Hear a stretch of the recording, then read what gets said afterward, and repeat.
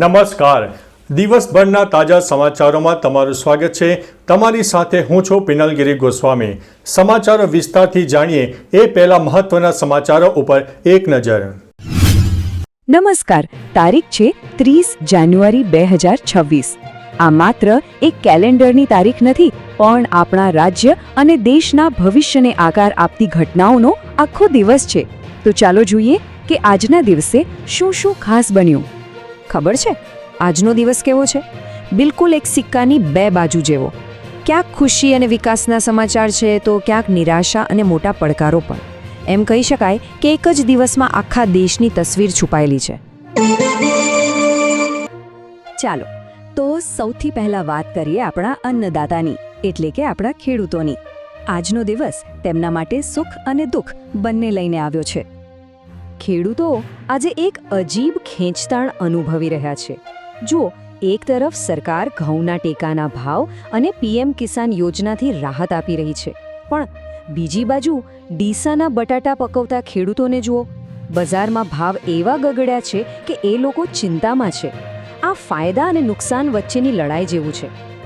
પણ કહેવાય છે ને કે દરેક પડકાર એક નવી તક લઈને આવે છે. તો હવે ખેડૂતો માટે શું નવું છે? હવે ખેડૂતો નાની જમીનને પણ બિનખેતી કરી શકશે અને ડ્રોન ટેકનોલોજી અપનાવવા માટે સરકાર 50% સુધીની સબસિડી પણ આપી રહી છે. આ બદલાવ ખેતી કરવાની આખી રીતને જ બદલી શકે છે. અને સરકારી યોજનાઓ જમીન પર શું જાદુ કરી શકે છે તેનું આ એક શ્રેષ્ઠ ઉદાહરણ છે. ભાદર 2 ડેમમાંથી છોડવામાં આવેલું પાણી એ ઘેડ વિસ્તારના ખેડૂતો માટે તો જાણે જીવતદાન બનીને આવ્યું. સુકાઈ રહેલા પાકને નવું જીવન મળ્યું છે. આ ખરેખર એક નાનો પણ અત્યંત મહત્વનો બદલાવ છે. સારું, તો ખેતરોમાંથી હવે સીધા શહેરો તરફ જઈએ. અહીં ગુજરાતની એક સાવ અલગ જ તસવીર જોવા મળે છે, જ્યાં વિકાસની સાથે સાથે કેટલાક પડકારો પણ ઊભા છે. ગુજરાતની વાત કરીએ ને તો ચિત્ર મિશ્ર છે. એક તરફ રાજસ્થાન માટે નવી ટ્રેનો શરૂ થઈ, અમદાવાદની VS હોસ્પિટલને નવી કરવામાં આવી રહી છે. આ બધું ખૂબ સારું છે.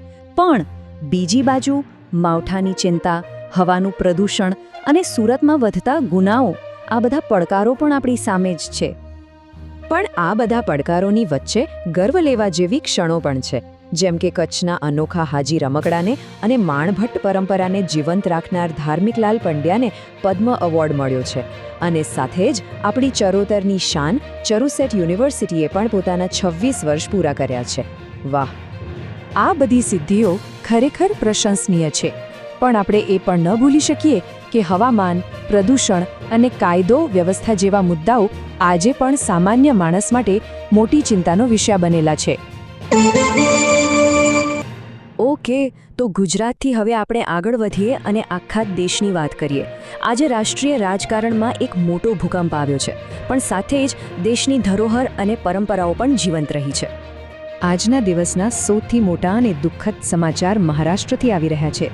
એક વિમાન દુર્ઘટનામાં દિગ્ગજ નેતા અજીત પવારનું નિધન થયું છે. આ ઘટનાએ દેશના રાજકારણમાં ખરેખર એક મોટો ખાલીપો સર્જ્યો છે. અને આ દુર્ઘટનાની રાજકીય અસર તો તરત જ દેખાવા લાગી છે. અજીત પવારના નિધન બાદ હવે એવું મનાય છે કે તેમના સ્થાને સુનેત્રા પવાર નવા નાયબ મુખ્યમંત્રી બની શકે છે. આનાથી મહારાષ્ટ્રના રાજકારણના આખા સમીકરણો જ બદલાઈ શકે છે. આ રાજકીય ઉથલપાથલની વચ્ચે પણ દેશે પોતાના ઇતિહાસ અને પરંપરાને યાદ કર્યા. આજે એક તરફ ગાંધીજીને શ્રદ્ધાંજલિ આપવામાં આવી, તો બીજી તરફ દિલ્હીમાં પ્રજાસત્તાક પર્વનું ભવ્ય સમાપન થયું. રાજકારણની વાત તો થઈ, હવે જરા અર્થતંત્ર પર નજર કરીએ. અને અહીંથી સારા સમાચાર છે. આવતા વર્ષે દેશનો આર્થિક વિકાસ દર એટલે કે GDP 7.2% રહેવાનો અંદાજ છે. સીધી વાત એ છે કે દેશની અર્થવ્યવસ્થા મજબૂત ગતિએ આગળ વધી રહી છે. હવે એવા સમાચારો પર આવીએ જેની સીધી અસર આપણા જેવા સામાન્ય માણસના ખિસ્સા પર પડતી હોય છે. એક ખૂબ જ રસપ્રદ ટ્રેન્ડ જોવા મળી રહ્યો છે. વિદેશી કંપનીઓનું જે રોકાણ છે, જેને આપણે FDI કહીએ છીએ, તે હવે ચીનમાંથી ઘટી રહ્યું છે અને ભારતમાં વધી રહ્યું છે. આનો સીધો મતલબ એ છે કે દુનિયા હવે ભારતને રોકાણ માટે એક વધુ સારી અને સુરક્ષિત જગ્યા માની રહી છે. સોનાના ખરીદદારો માટે આજે સારા સમાચાર છે. ભાવમાં 10 ગ્રામ દીઠ 300 રૂપિયાનો ઘટાડો થયો છે. બચત કરનારાઓ માટે આ એક નાની પણ સારી રાહત કહી શકાય. એક સવાલ જે લગભગ દરેકના મનમાં હોય છે, દુનિયામાં ક્રૂડ ઓઇલ સસ્તું થઈ રહ્યું છે, તો પછી આપણા દેશમાં પેટ્રોલ ડીઝલના ભાવ કેમ ઘટતા નથી? ભાવ તો અત્યારે સ્થિર છે. જો કે હવે બધાની નજર 1 ફેબ્રુઆરી પર છે, કારણ કે ત્યારે ગેસના ભાવમાં કોઈ ફેરફાર થઈ શકે છે. અને ચાલો દિવસનો અંત કરીએ રમતગમતના કેટલાક જોરદાર સમાચારો સાથે. મહિલા પ્રીમિયર લીગમાં આરસીબી ફાઇનલમાં પહોંચી ગઈ છે અને અંડર 19 વર્લ્ડ કપમાં ભારતે ઝિમ્બાબ્વે પર એક ભવ્ય વિજય મેળવ્યો છે. આ જીત ખરેખર આખા દેશ માટે ગૌરવની વાત છે.